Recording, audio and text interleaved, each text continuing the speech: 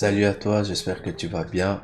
C'est Nissi Landré et aujourd'hui je viens avec une série de partages bibliques, à savoir 100% chrétien en tout et pour tout. Alors le thème d'aujourd'hui est intitulé La présence des dieux apporte aussi le jugement. Je vais m'expliquer, mais avant cela, j'aimerais que nous puissions prier et je souhaite que vous allez passer un bon moment pendant ce partage.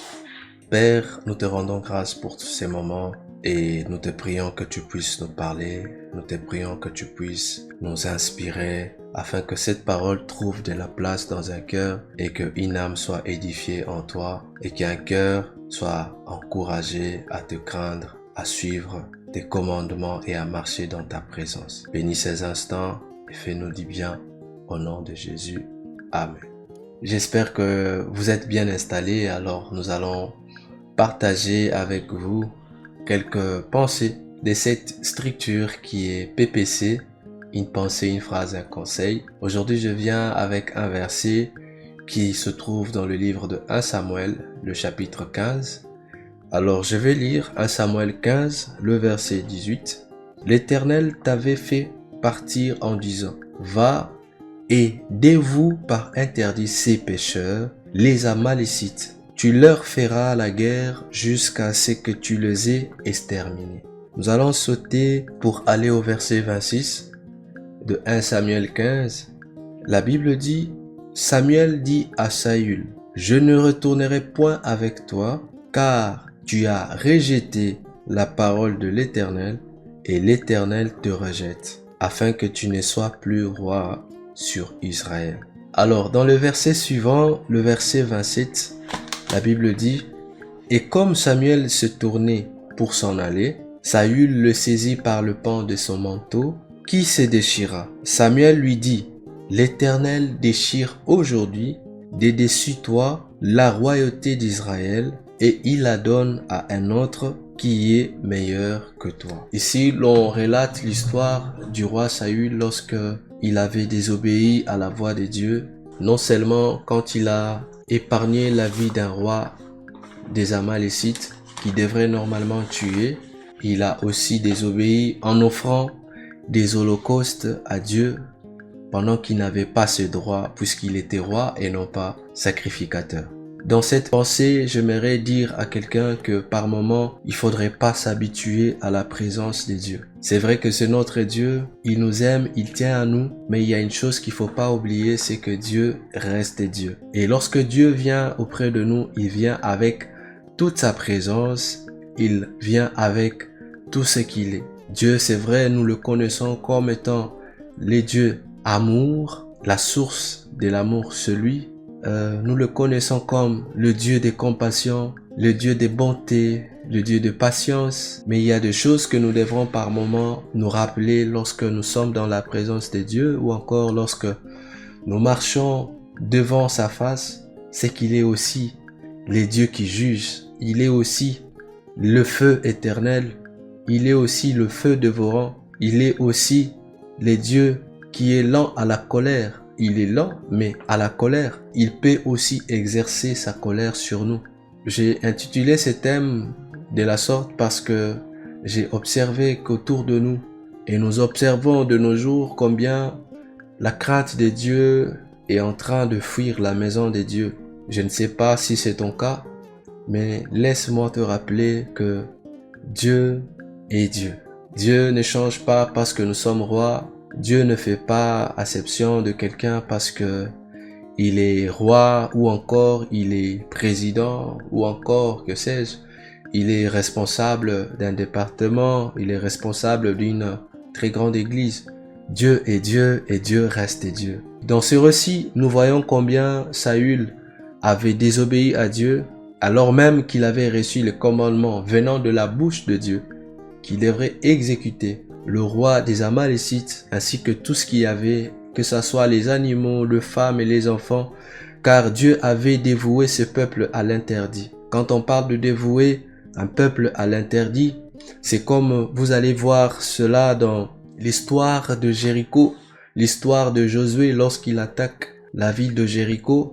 La Bible déclare que Dieu avait dévoué cela en interdit et les enfants d'Israël avaient également dévoué cela à l'interdit. Et vous allez remarquer que la seule personne qui avait survécu, c'était la femme, la prostituée, celle qui avait gardé les espions d'Israël pour ne pas qu'ils soient attrapés ou encore arrêtés par les forces de Jéricho, par les forces de la ville de Jéricho. Lorsque Saül avait reçu ces commandements de la part de Dieu, je ne sais pas ce qui s'est passé dans son esprit, mais malheureusement, il avait désobéi à la parole de Dieu. Et lorsqu'on désobéit à la voix de Dieu, mon frère, ma sœur, laisse-moi te dire que peu importe ton rang social, ton rang spirituel, comment est-ce que les gens te considèrent dans le département que tu occupes à l'église, tu peux te dire, voilà, je suis le responsable de tel département, Dieu a dit ça, mais moi je pense que, mon frère, laisse-moi te dire que dans les choses de Dieu, il n'y a pas quelqu'un qui peut être épargné. Si même Christ, lorsqu'il était à la croix et qu'il portait les poids des péchés de tous les hommes de l'humanité n'a pas été épargné, à combien plus forte raison, toi ou encore la personne qui est en train de désobéir à Dieu, qui est en train de penser que Dieu est son ami, que Dieu tel qu'il le connaît il y a 20 ans, 30 ans, ne sera pas contre lui dans l'affaire qu'il est en train de projeter, qui est malheureusement inspiré du mal. Craignons Dieu parce que il n'y a pas mieux que cela. L'image de Saül peut aussi être l'image de quelqu'un qui me suit en ce moment. Il y a des choses peut-être que tu regardes, tu remarques bien, ce n'est pas forcément l'ennemi qui est là en train de te résister. Peut-être que c'est Dieu lui-même en personne qui te résiste. Lorsque nous voyons l'image de ces prophètes qui se met sur le chemin pour maudire Israël, nous allons constater un scénario et les premières fois où je lisais cela, je me disais waouh, comment Dieu peut intervenir même dans la nature pour empêcher un homme qui est inspiré avec de mauvais projets dans son cœur. Comment est-ce que Dieu est capable de faire parler l'âne, un animal de la terre, pour pouvoir empêcher un humain qui est inspiré de faire le mal, qui est inspiré d'un esprit qui n'est pas de Dieu. Ne nous habituons pas à la présence de Dieu. Pourquoi je dis cela? Parce que le même feu qui peut te réchauffer pendant que tu as froid, si tu t'approches d'une mauvaise façon, d'une mauvaise manière, crois-moi que tu peux te brûler dessus. Tu peux te brûler et te faire du mal. Je ne dis pas que Dieu est mauvais, mais je dis que lorsque nous nous approchons de Dieu, Dieu s'approche de nous, mais il vient avec ses principes. Il vient avec ses préceptes. Il vient avec ses commandements. Sa présence en soi devrait nous rappeler que les commandements de Dieu doivent être observés. C'est-à-dire, lorsque vous marchez et que personne ne vous voit, il faudrait garder en esprit que Dieu désire que nous puissions marcher dans sa présence. Lorsque Dieu parlait à Abraham dans le livre de Genèse 17, la parole dit que l'Éternel se présenta à Abraham et il dit, je suis le Dieu Tout-Puissant, l'Éternel Tout-Puissant, marche devant ma face et reste fidèle. Marche devant ma face et reste intègre. L'une des choses que Dieu nous demandera toujours et constamment lorsque nous serons en train de marcher avec lui, c'est que nous puissions être fidèles, que nous puissions rester intègres, que nous puissions obéir à ses principes. Être intègre, c'est faire des lois de Dieu nos lois. C'est de faire des principes de Dieu nos principes. C'est de faire des commandements de Dieu nos commandements. C'est-à-dire apprendre à vivre pour Dieu. C'est comme ça que Paul va dire que si je vis, ce n'est plus moi qui vis, mais c'est Christ qui vit en moi. C'est-à-dire que j'ai appris à m'oublier pour prioriser ce qui est important, ce que Dieu trouve de bon pour moi. Alors, si tu veux prendre le chemin, par exemple, prendre la direction qui va vers ta gauche et que Dieu te dit non, prends la droite, même si tu es intellectuel et que tu as bon jugé que cette route-là, c'est celle qu'il fallait prendre, mais tant que c'est Dieu qui te le dit, l'obéissance vaut mieux que le sacrifice. Plusieurs d'entre nous, malheureusement, nous observons plus cela et conséquence, nous vivrons des vies qui ne sont peut-être pas nos vies. Tu peux vivre comme ça, ozo kansake, eza vie onzamba bongiselanga, mais ce n'est pas le cas. Pourquoi? Tout simplement parce que tu n'as pas été sensible pour écouter la voix de Dieu. Du temps de Saül, Dieu parlait avec les hommes au travers de ses serviteurs pour transmettre ses paroles, pour transmettre sa volonté, pour transmettre sa vision de choses. Mais aujourd'hui, nous pouvons écouter sa voix au travers du Saint-Esprit, au travers de ses écritures, de sa parole, au travers de notre cœur, parce que par moments, nous avons l'impression que Dieu est loin. Nous nous disons peut-être que Dieu n'est pas là, mais rassure-toi que Dieu est capable même d'entrer dans ton cœur, de sonder ton cœur et de savoir les pensées de ton cœur.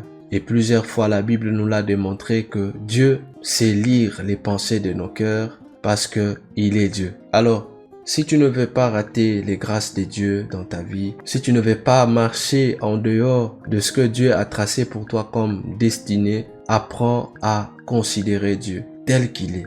Ne le considère pas pour les bons attributs que tu connais de Dieu. Et je ne dis pas qu'en Dieu il y a de mauvais attributs, mais il y a aussi ce côté de Dieu où il est sévère, il observe sa parole d'une manière à ne pas permettre à quelqu'un de pouvoir brûler ses principes.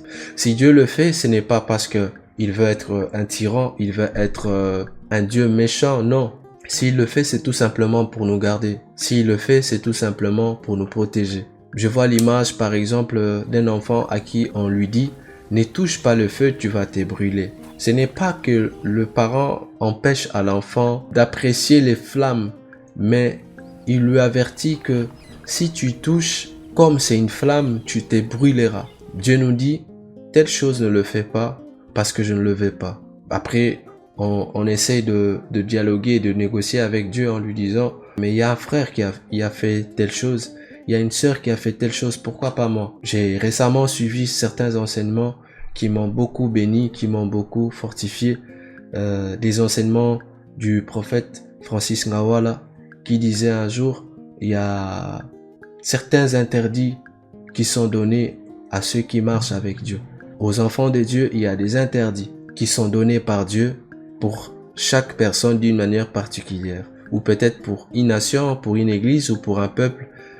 Tel était le cas d'Israël lorsque Israël marchait dans le désert pour atteindre la terre promise. Dieu avait dit, par exemple, que vous ne devrez pas vous marier avec les enfants de ces pays-là. Vous ne devrez pas donner vos enfants, vos filles, vos fils pour des femmes ou pour des hommes, pour ces peuples-là. Il y avait plusieurs interdits que Dieu avait donnés à Israël du temps de l'Exode. Non pas parce que Dieu est méchant ou très sévère, mais parce que Dieu voulait tout simplement conserver Israël. Parce que la Bible dit que l'Israël, c'est le peuple que Dieu a aimé et Dieu a choisi ce peuple pour manifester sa présence, pour montrer au monde sa puissance et pour montrer au monde l'image d'un père responsable qui veille sur son peuple. Alors, ce Dieu-là, c'est un Dieu puissant, c'est un Dieu qui t'aime, c'est un Dieu qui nous aime. Seulement, nous devrons le considérer tel qu'il est. Je vais encore donner un exemple. Je me rappelle, j'étais allé visiter quelques sœurs dans leur maison et pendant que je parlais avec ces sœurs, c'était des amis à un jeune frère à moi, David. Et pendant que je parlais avec ces sœurs, il y avait une qui m'avait demandé de lui dire quelque chose de la part de Dieu. Et pendant que je parlais avec elle, Dieu m'avait inspiré et Dieu m'avait orienté de lui dire certains mots. Et quand je lui parlais, il y avait des mots de réconfort tels que Dieu l'aimait et Dieu appréciait ce qu'elle faisait pour lui dans l'église où elle est. Pendant que je parlais avec elle et je lui disais ces genres de paroles, de bonnes paroles, il y avait sa sœur à côté, je crois, sa grande sœur, qui me regardait et qui m'avait demandé la même chose. Et à elle, je lui avais dit des mots qui n'étaient pas ce qu'elle voulait entendre. Je lui avais dit des mots tels que Dieu lui reprochait pourquoi elle allait trouver du réconfort auprès des hommes pendant que Dieu était là et qu'elle pensait être comblée par un homme plutôt que par la présence de Dieu. C'est vrai que l'homme a une part dans la vie de la femme, ou encore la femme a une part à apporter dans la vie de l'homme, mais ce qui est le plus important, c'est d'abord la présence de Dieu. Tu peux avoir un homme à côté de toi, tu peux avoir une femme à côté de toi, mais rassure-toi, si tu n'as pas Dieu avec toi, tu n'iras jamais loin. Tu iras quelque part, mais tu n'iras jamais loin.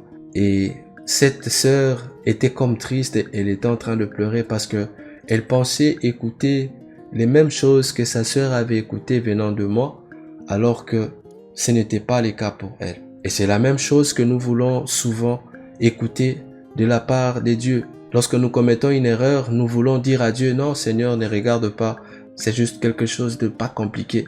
Essaye de ne pas prêter attention, alors que ce n'est pas ce que Dieu est. La Bible dit que l'Éternel est Dieu et il n'y a pas dans Dieu une tâche, par exemple, d'obscurité, de ténèbres.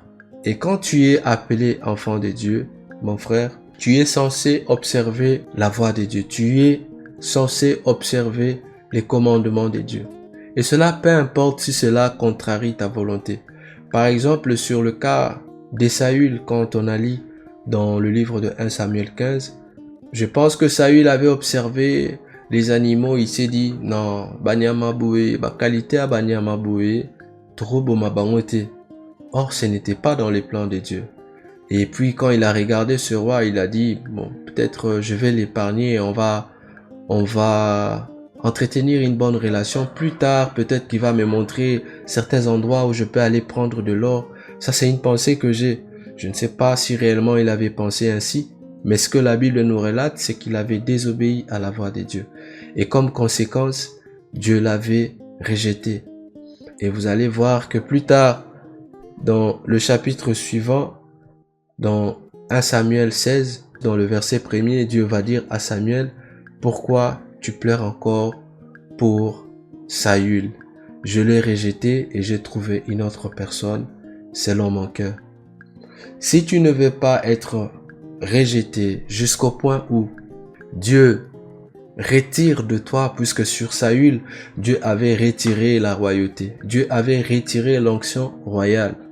C'est vrai que Saül continuait pour plusieurs jours, pour plusieurs semaines roi d'Israël, mais devant la présence de Dieu, il n'était plus roi d'Israël. Alors mon frère, parfois tu te poses des questions, mais pourquoi certaines choses ont stagné, peut-être dans les affaires, peut-être dans l'œuvre de Dieu.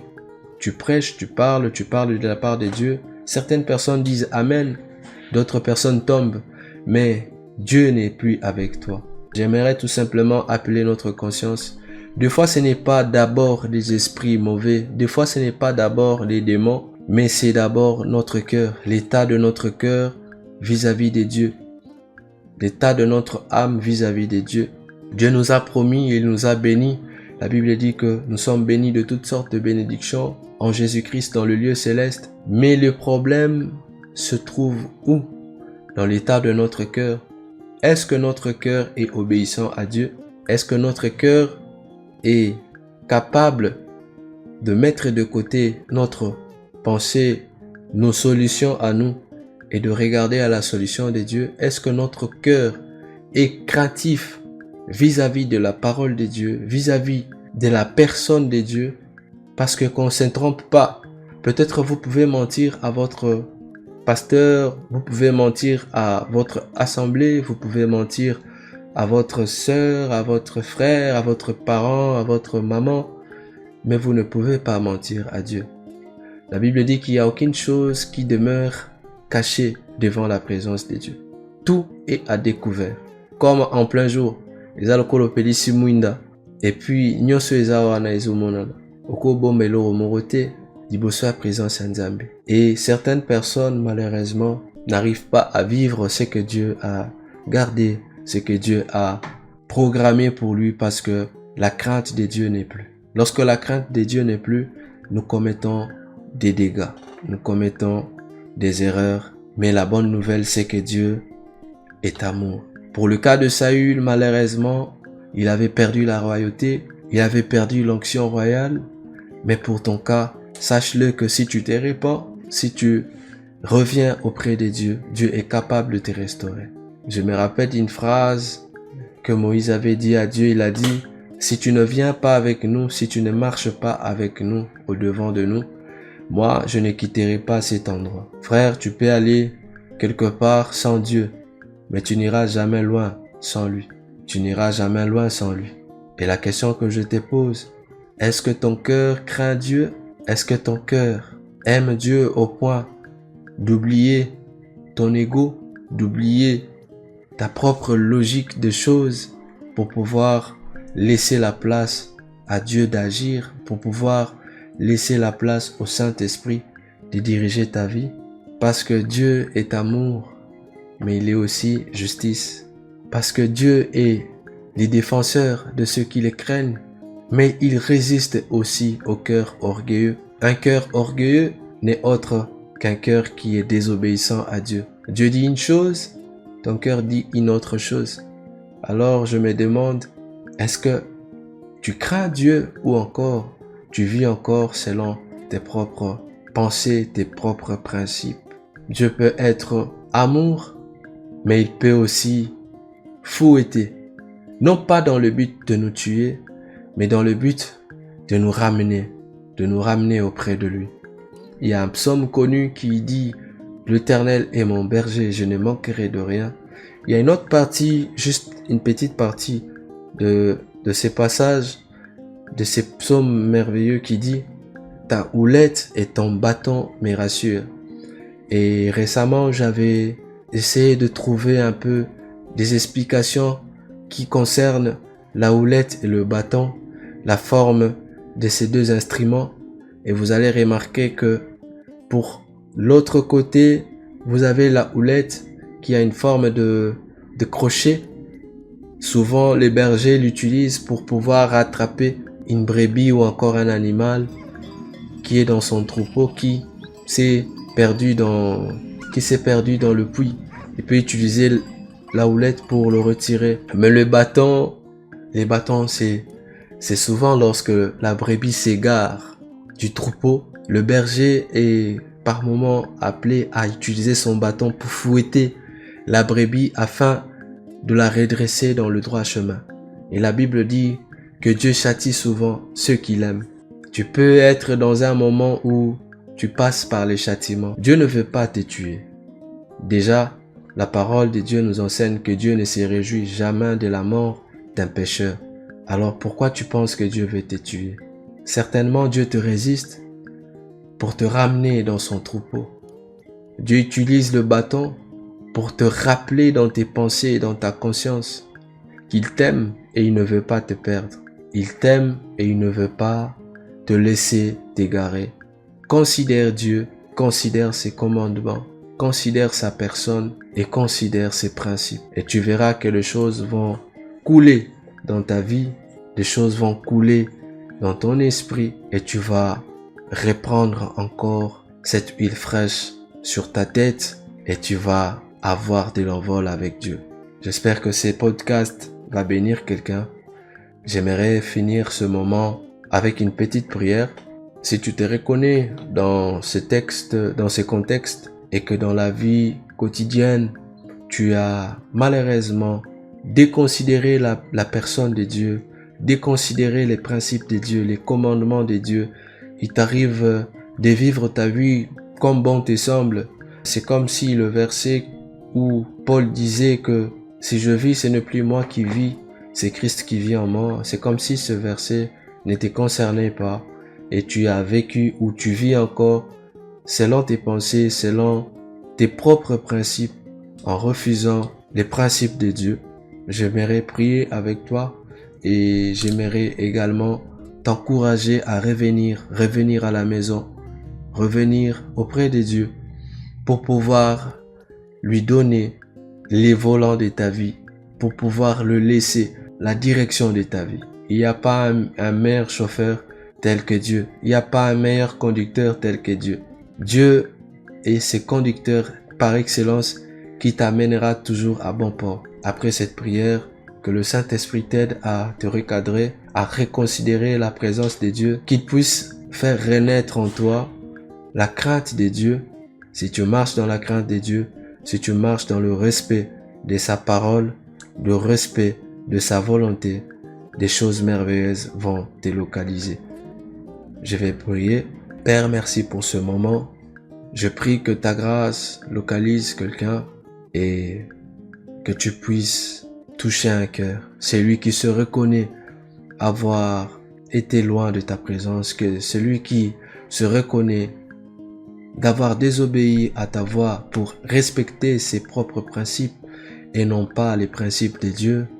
Père, je prie que tu pardonnes.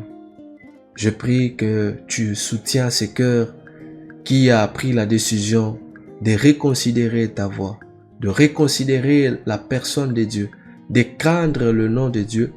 Je prie, Père, que tu fortifies cette personne afin qu'il puisse continuer à marcher dans la crainte de ton nom, afin qu'il puisse redonner la place au Saint-Esprit pour qu'il puisse prendre la direction de sa vie et l'emmener à bon port. Que tout esprit, que toute entité qui s'était élevée pour l'empêcher de suivre tes voies, que cet esprit soit éloigné de lui et que ta grâce, Seigneur, réabonde sur lui.